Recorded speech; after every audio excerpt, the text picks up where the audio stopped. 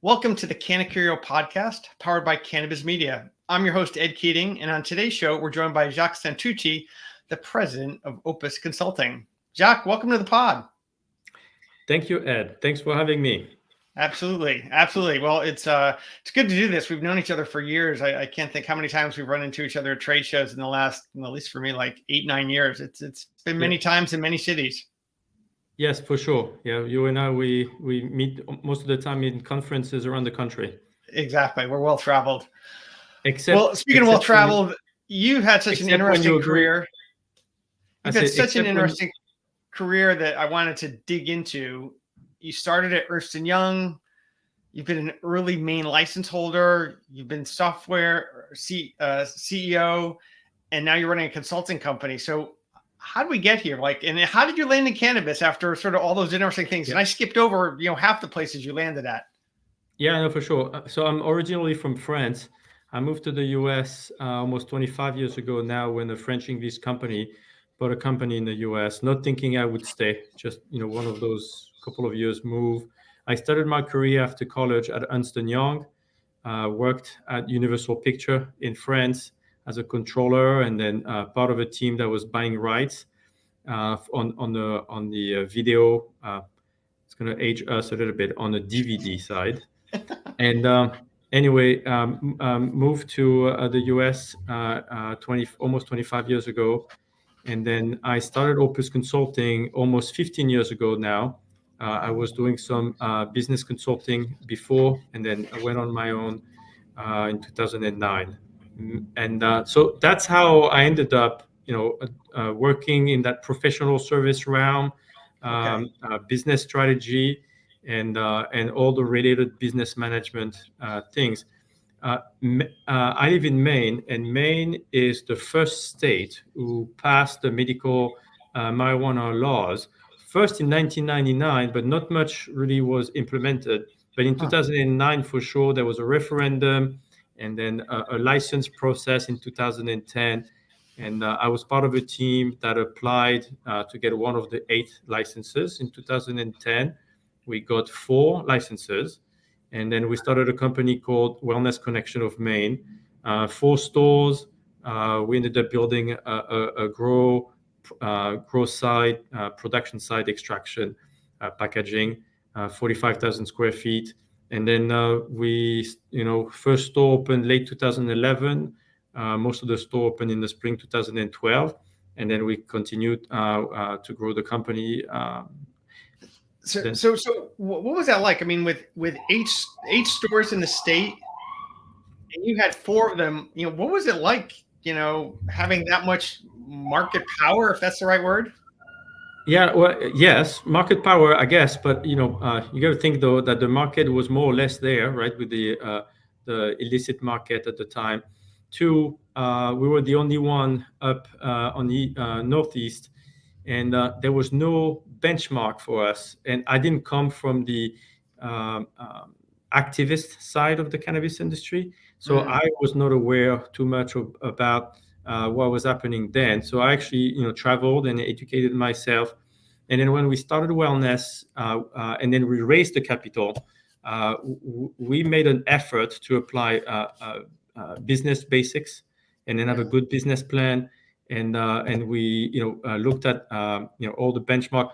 I have to admit, though, if I look back, and I did a few years ago, when I look back at our plans from 2010, it was not exactly right.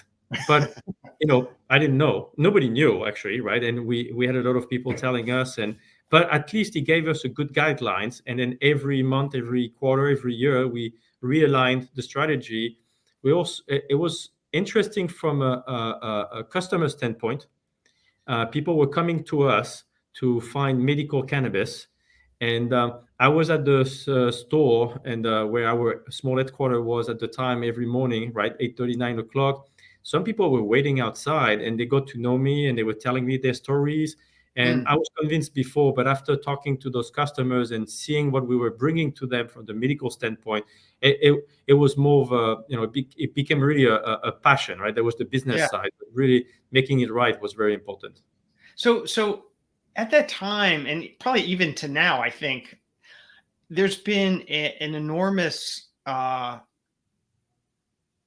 collection of caregivers in the state, and some of them went from sort of growing it for others to essentially running big stores, kind of unlicensed, like thousands of them. How did you navigate as one of those early license holders? Because it's sort of like a different set of rules for each group, from what I've read. Yeah, no, that's definitely the case. And from the license perspective that you have, it's definitely the case. From our business standpoint, I didn't really pay attention to it because, Maine is a big state. Nobody else in New England had stores at the time. What really was important for us was quality of product, good staff, good experience, good stores, and be a model, which we ended up being. I think, the investment pool that we had were all interested in our approach to this business, but really what was very important was doing it right. And so I don't think I'll get the credit, but I put my suit and tie and then went to talk to bankers to explain to them at the time, this is what's happening, those are the rules, and talk to credit unions so they could open their door to us. Same for insurance. When there's a lot of myth in the industry, but in 2011, late 2011, when we opened the store, we had health insurance in place, we had 401k in place, we had PTO, everything. And because to me, it is a business. It has to be done properly. The staff has to be dealt with, treated correctly. Same from an administrative standpoint, we invested in our accounting system and how we were tracking the inventory. We didn't have metric at the time, right? And there was no, actually, even in Maine, medical still doesn't have metric, and there's no testing. And then, from the customer standpoint, we invested in the point of sales. At the time, everybody was using MJ Freeway, and I looked at it and was like, no, that doesn't cut it for us. So we actually went outside of the cannabis industry and found a point of sale system that could give us enough data, and then we went from there. Wow. So it's interesting. So you have this early sort of corporate background. You have consulting, and you land in this cannabis space, and with all that on the ground experience, is that what steered the direction of Opus to be, what I'm guessing, more focused on the cannabis industry now? Yeah. So Opus, when I started, was like I mentioned earlier, business management, turnarounds of companies. I mean, 2008, 2011, right? There was sort of struggling companies, so turnarounds, helping people with performance management, interim management, and then got focused on this project. By 2013, some of our partners here started to be interested in other states, and at the time, Massachusetts was starting to open, Rhode Island was already open, Connecticut was coming online, and our partners were involved in all those states. So started to develop a practice on licensing from 2013 to, I mean, even now we still do licenses in New York and New Jersey. But at the time, if you remember, right, licensing was, that much documents. It was weeks of work. And so we've done licenses in all the New England states. And then we actually started to do licenses outside of New England. We did licenses in Hawaii, Ohio, and every state that we're opening. And that's really what got us out of, got Opus on a focus on licensing. Then, same groups were asking us for business strategy and modeling. And we had the data, we had the knowledge, we knew the ins and outs, and then led to people asking us to start companies for them. Kind of being the staff before we hire the staff, SOPs, branding, and then now we have. Jacques, real quick. Now, did you guys stand apart from others in the industry who came in with, let's say, more of an advocacy background from a consulting standpoint, or more just construction, let's say? Because I know a lot of people from the construction industry sort of moved in that way, and it seems like you were coming in with a much more holistic sort of business first approach. Is that fair to say? Yes. Yeah. So, cannabis industry, we built, to your example, right? The construction part we've been construction manager or owner's rep, right, for grow sites or buying equipment, so retail stores and things like this. But that, for us, it's more, you're right, a holistic approach, more of a global approach. If you don't have the right talent and you cannot control the different pieces of that project, then you're going to miss something. So sometimes we end up working with other people on those on particular part of the project, but our approach is more on the management level, and then going down to the operation and bringing the talent if we need to. Yeah. So one interesting area that we've talked a lot about offline, and I studied in a past role in sort of human resource compliance, is a market segment that you've had some success in, which is working with tribes, and that has just a whole different set of rules about it, what they can do, and also from the HR standpoint, who can work in there, the hours they get. So tell us what that's been like, because that's a pretty unique market segment with these 580 some sovereign nations that could all run cannabis operations. Yeah, and I think it's a good continuity with the way we approach business and approach our client. We're really a niche boutique, consulting firm. Right. And outside of cannabis, we started to work with a tribe here in Maine, and they became good partners of ours, and they asked us to help them with various projects outside of cannabis.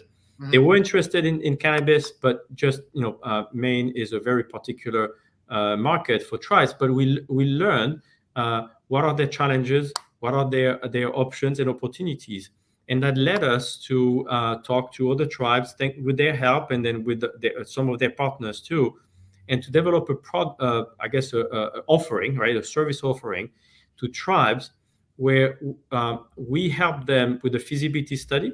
And if they decide, we can be the business developer, in a sense, just like a real estate business developer, where we help them start the business.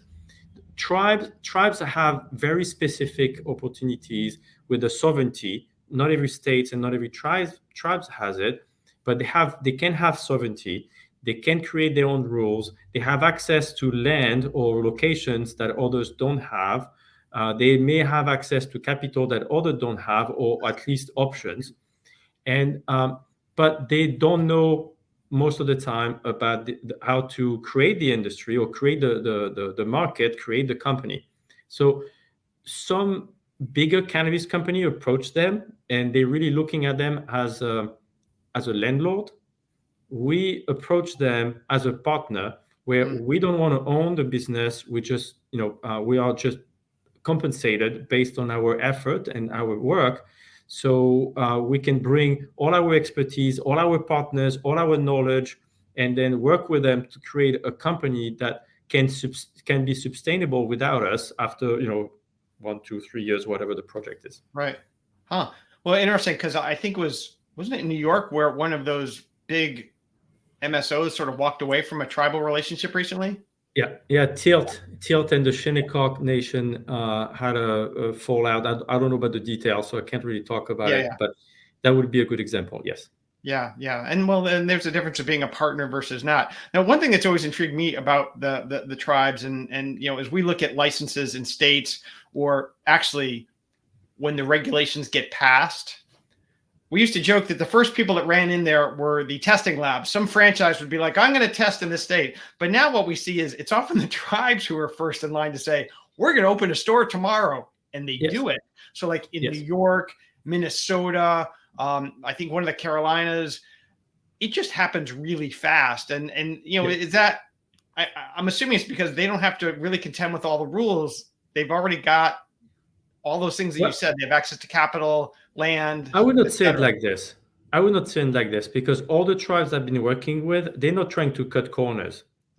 Right. So, for example, we work with the Seneca Nation, upstate New York, and we did a feasibility study for them, and we showed them what is the industry, what is the path, right? How can you do it? They made their own decision. But they don't have to be within the New York program. Right. But that said, they hired regulators, they hired lawyers to create a regulation that really is a good example of what a small nation, right? Because a tribe is a small nation, Right. well, small nation can implement. And so the store that we opened, and then we're building a facility for them now, a production facility, is following the rules that any other businesses should follow, right? So the Great. store has everything else, but they don't have to wait for the license from New York, and they don't have to, go through the craziness of the bureaucracy of the New York program. Well, and that's a good thing. So speaking of Yes. programs and bureaucracy and pulling back a little bit from the tribal side of things, as we have looked at states since we started tracking licenses, one of the clearest dichotomies is those states that are limited license versus those that are free for alls. There aren't many free for alls, but some, still exist out there. I'm curious, with your perspective as somebody who ran a licensed business and who's consulted with many, how do you see those two markets shaping up, especially as the industry matures? I mean, you talked about Maine starting in 1999. That was a long time ago. So, how does this play out in terms of the different kinds of markets we can expect? Yeah, even 2009, when really the market started here, or even Massachusetts. Massachusetts is almost 10 years now, right? I think it's was in 2014. So those markets are starting really to mature. So from a philosophical standpoint, it seems okay, if there's an unlimited license. But from a business standpoint, it feels like it's difficult. The industry is it's a hard industry, right? A lot of people thought it was very easy. It is hard. You have so many things against you, from capital to taxes, from talent to regulations. If on top of that you have to deal with a crazy competition from a regulatory standpoint, and on top of that from a crazy competition from the illicit market, then it's like a multidimensional always moving market. Yeah. It feels like to me that the states will be much better to have limited licenses that they expand over time, or towns, right? Because cities are doing the same thing. Instead of having 10 licenses in a small city, how about we just start with two, and then we add two more 2 years later or a year later, and then it gives a chance to every businesses to get on good footings and then grow. Because at the end, when there's too much competition, it doesn't help the industry for sure. It Right. doesn't help the business, and it doesn't help the employees. It doesn't help the customers. And then at the end, the town is then viewed as one of those cannabis towns where nothing is happening. So Yeah. I think there's something to say about let's limit, and let's look at what's needed. And I have the same conversation. I can have the same conversation about vertically integrated versus non-vertically integrated. Yeah. 10 years ago, every state wanted to have vertically integrated, and it's a very difficult business. You go from a cultivator, a scientist for the extraction, packaging, logistics, then retail. I mean, it's a lot of talent for a startup. Yeah, very, very different skill sets, and Yes. not everybody's going to be good at all of them. No, and you can't. So if you put on top of that all the other issues of access to capital and taxes, it's a lot of layers of difficulty for Right. a really new industry. Well, like, I always looked at it in the states of New York and Florida when they were medical programs only, and Florida still is. If you're the regulator, it's really easy to only have 10 registered organizations in New York. That's just 10 phone calls. It's same thing down in Florida where they had 18 or something, but originally 9 or 15. It's a lot easier to manage your industry when you keep it so constrained. But is it really best for the market? Probably not. I mean, it's a lot of government intervention there. I look at Connecticut in terms of at least how they used to do their liquor stores. It was supposed to be roughly population based. Like, you don't want to have 60 stores in a little town. It should be based on how many 100,000 or something like that. So it's not like we don't see that elsewhere, or in Arizona, where I think they still peg the number of dispensaries to the number of pharmacies in the state, and it's like a 1 to 10 relationship or something like that. So yeah, there's certainly public policy out there that supports, what you just recommended. Yeah, and on top of that, we're going to keep in mind that the market is still growing with new customers that never been to a store before. Because Right. I think the people who have been buying, cannabis since high school, they're still going to come and then they have their place. The market is not growing with that. I don't think the market is growing Right. with those buyers. It's growing with new buyers, new type of buyers, new type of products, new type of drinks, vapes, whatever it is. It's hard to invest in new products, new experience for the store, new payment solutions, new everything. Right. To explain to the customers, this is not what you think it is. It is beneficial to you, and at the same time, you have to compete with 25 other stores, 40 other stores, not even counting the illicit market. I mean, no surprise that some companies right now are And hurting. the hemp market too. I mean, Yes. those cannabinoids too. So a lot of this, what you talked about, has led to some of the challenges that we're in now as an industry. We've talked a lot about this, and I'm curious, given your one-to-many relationship with people out in the industry, what challenges are your clients contending with? I mean, you've outlined a couple of them already there, just sort of all this vast challenge. Anything else out there that's really making it hard for them to succeed?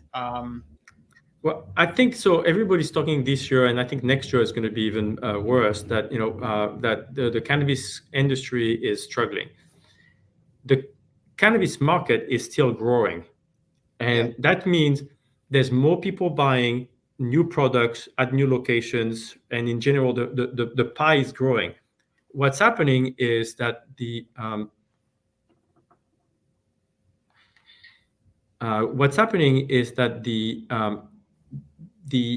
companies, I think, are now catching up with the reality of what the business should have been. And when companies started in Massachusetts 3 years ago, starting their cultivation, I'm using Massachusetts as an example, looking at the market and thinking that it's going to stay at 4,000 a pound for a long time, and not looking at their cost of goods. Most cannabis companies, for example, have no idea what their cost of goods are. I mean, they may as a total every month, but not by the items. Well, I think what's happening now is that's where it's struggling, because the prices are coming down. New buyers are coming. They're asking for better product at a lower price. And I don't think the industries, a lot of companies have been ready to handle this. That said, I know some companies that are very well positioned to continue their growth. They thought about it. They've been ready, and they're going to continue to grow. And we may see some companies that didn't prepare for it, and they don't have the talent, or they don't have the right business approach, or they don't have the right data. They're not talking to you to know about what's happening with licenses. And they're going to struggle. So now, looking at another specific part of the cannabis ecosystem is sort of the ancillary space, and we have a lot of customers who are in the software space. They use us because they want to know where the licenses are, where the licenses aren't, how things have changed. They want to contact people. So with all the M&A that's happened there, I'm curious, is it suffering from the same oversupply that we've seen in other parts of the industry, where there's just too many providers all trying to make it big? And what did you see? Also, when you were running Streamo, which was in that space. Yes. Yeah, no, I was in that space, and yeah, it's one of the things I've seen is that there was not enough technology for cost accounting, and then getting data all in the same platforms to make good decisions. And what I'm finding out now is that I think the industry was not ready to pay for it, and I think that some of those software companies went probably too fast, too expensive, thinking that the clients will pay and will be there forever. And what I'm finding out now, I think what's happening is that everybody's getting shrinking their budgets, and then reallocating their budgets to very specific parts of their P&L, and then at the end, some of the software might not have been ready to have their recurring business or recurring revenue decrease. Yeah. Yeah. But there's some good technology out there that are, I'm hoping they're going to continue and to survive. I think in the next couple of years, going to be pretty rocky, but hopefully, I know this. I mean, you know them too. There's a few softwares where the CEO knows exactly what's happening. They on the ground. They're talking to people. They're evolving, and I think those will be the winner. And then if you look back, actually, the POSs that everybody was using 10 years ago, they're not doing that good. And Right. and then Not much money in that. right. Yeah. Yeah. So now, Even Metric, I read, I think it was last week, even Metric just realized that their client is not the government, but their client are the users. I'm like, that's innovative. I never thought about this one. And so now they're trying to listen to what people that are using it every day wants to see, wants to know. I think that's a good move. And for example, yeah, yeah. I was at the PBC conference a few weeks ago in DC, and the CEO of Metric was there, and he shared that he spends at least a week on the phone being a customer service agent for the company, and they get a ridiculous number of phone calls coming in because people don't call the state, they call Metric, and yeah, of course. they are the front line for so much. So I think that kind of listening tour that he's been on has been very illuminating, and I applaud them for doing that because it's how to find out. Some of the stuff you just described, and in your experience, where you guys have been doing that, and operators have been doing that as well. Yeah, and the users have been the one paying those softwares, right? Even if it's through the government, and the users are the one that are entering the data. So sure, it is for compliance, and it's got to go through the government, whatever it is. But really, taking care of the final user is where the success of the software, the platform is going to be. Yeah. Yeah, no, I agree. Now, we've already touched on sort of like where's the industry, and you think that there's definitely still some time for things to shake out. I've just heard that, once again, there's been a bumper crop of cannabis, which will depress prices probably even more. But, looking forward, I always like to ask guests on the podcast sort of what trends that we should be looking out for. And and this isn't really a trend so much as an impact, but do you think the federal government is going to get us safest banking, or do you think that rescheduling, may occur to, from 1 to 3 in terms of, how cannabis is treated? It feels like I've been asked the questions for 6, 7 years now, and then we talk about it on a regular basis. So I would not bet on it. I am not even sure that the descheduling is really the panacea that people think it is.